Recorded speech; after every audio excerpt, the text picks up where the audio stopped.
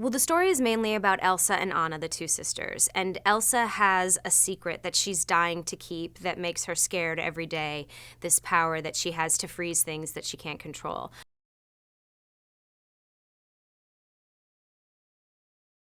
There's an emotional road traveled through this movie, but there's a big physical road as well. It's Anna actually has to pick up and leave the area that she's grown up in and travel across all this sort of snowy wasteland to find her sister again and ask her why and bring her home. And it's she gets into a lot of trouble. There's a lot of near-death experiences, but she meets a lot of interesting characters on the way.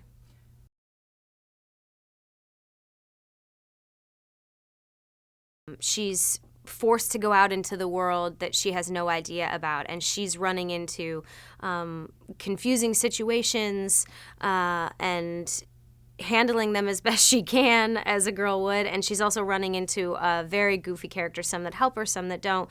But she meets a reindeer along the way. She meets a sort of gruff mountain man. She meets a snowman, and they all kind of play into helping her find her sister.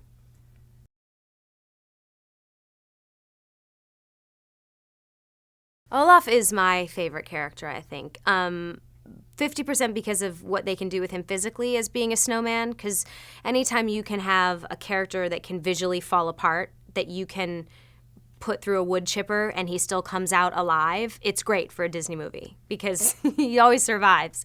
But Josh Gad, who does Olaf's voice, is so funny and has brought so much more life to the character of Olaf than any of us anticipated. I mean, I know I can speak for the actual filmmakers, not just the actors, in how they had him on paper and what they hoped Josh would bring. He's done tenfold what they hoped, because he's a really, really funny guy. He has great instincts, and I think Olaf is going to steal the movie.